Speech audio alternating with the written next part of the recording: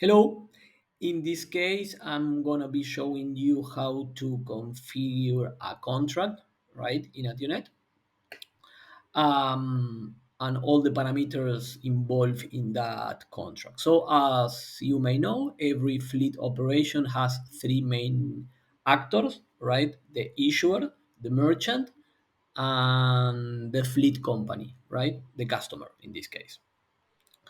So, you, as the network admin or the owner of the fleet program, every time you have a new customer, a new fleet company, you need to go to companies and you create new company. And of course, you need to provide some information like the tax IDs, address, contact information. You can upload some documentation here. So as soon as you finish creating your new customer, you need to go to under fleet option company contracts, right? So the contract is the place where you define the behavior between your fleet program and your customer, right? And you can have different contracts for different companies.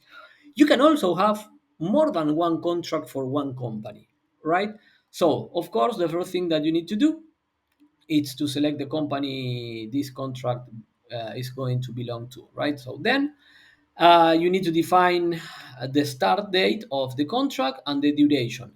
Take into consideration that this is very important. So as soon as this contract is expired, we will be rejecting all the transactions coming from any identification that belongs to this contract, right? Okay, so the first thing that you need to decide is how you want to handle this contract. You might have customers that they want to have a current account handled in money, or you might have a customer that they might say, "I'm gonna prepay you 10,000 gallons of diesel. It doesn't matter if the price goes up or down. You need to give me 10,000 gallons of diesel." Right? So Ationet in this case is going to handle the current account in gallons and not in money, right? In this case, we are going to select money. So of course you need to select the currency, and then uh, how it's the arrangement that you did with this customer. Are you going to provide credit to this customer? Is this going to be a prepaid contract, debit, or cash? Cash means that the your customer is going to pay at the gas station for every transaction, but you will keep record of all the transactions movements for that specific customer. So let's select credit because you are going to provide credit to this customer. Of course, you need to provide um, the credit limit, right, for this customer. And then here you need to start configuring the contract, right? So you might sign a contract with a specific company, let's say Coca-Cola, right? And Coca-Cola wants to buy only diesel, right? So you can select only diesel for this contract. This means that any Coca-Cola driver, if any Coca-Cola driver goes to a gas station and they try to get any fuel uh, different from diesel, Ationet will reject that transaction immediately. Okay, so you can restrict all diesel types, right? Or whatever you want. Then you can configure in which sites this contract is going to be available, right? So you can select one, two, or all the gas stations, right? And again, if one of the Coca-Cola drivers wants to go to a gas station that is not listed in this contract, Ationet will reject the transaction, showing a very detailed rejection message, right? So in this case, site not in contract. As a general rule, in Ationet, if you don't provide any site or any fuel, Ationet will approve all of them, right? So if you don't put any fuel, Ationet will authorize all the fuels. If you don't provide any site, Ationet will authorize in all the sites for this contract.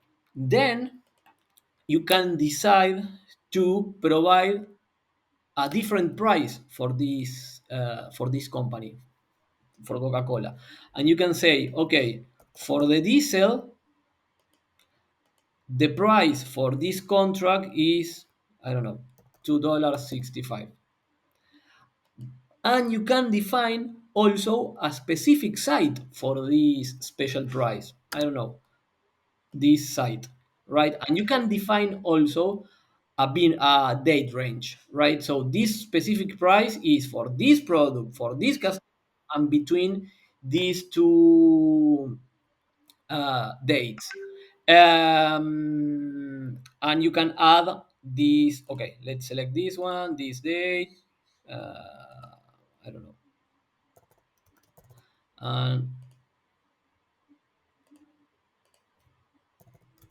And you can add this record to, sorry, there. And you can add a specific price for this product in this gas station. And you can create your price agenda for this specific customer, right? Take into consideration that. Okay, but if you don't want to have specific prices for each customers, and depending on how often you change your price, you need to go here and change the special price for your customers.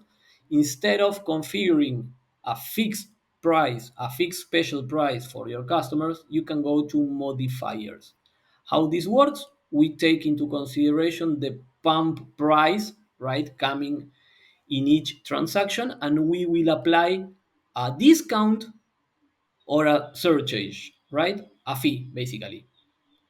So if you want to give a discount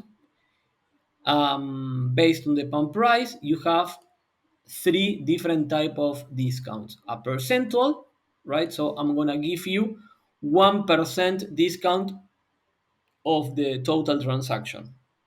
And again, you can select a product, a site, and a date range for this discount. You can handle different type of discounts based on gas stations, based on products, etc. Then you have another one called fixed per transaction. This means I'm gonna give you 50 cents discount per transaction. And then we have another one, fixed per unit. This means I'm gonna give you 20 cents per gallon.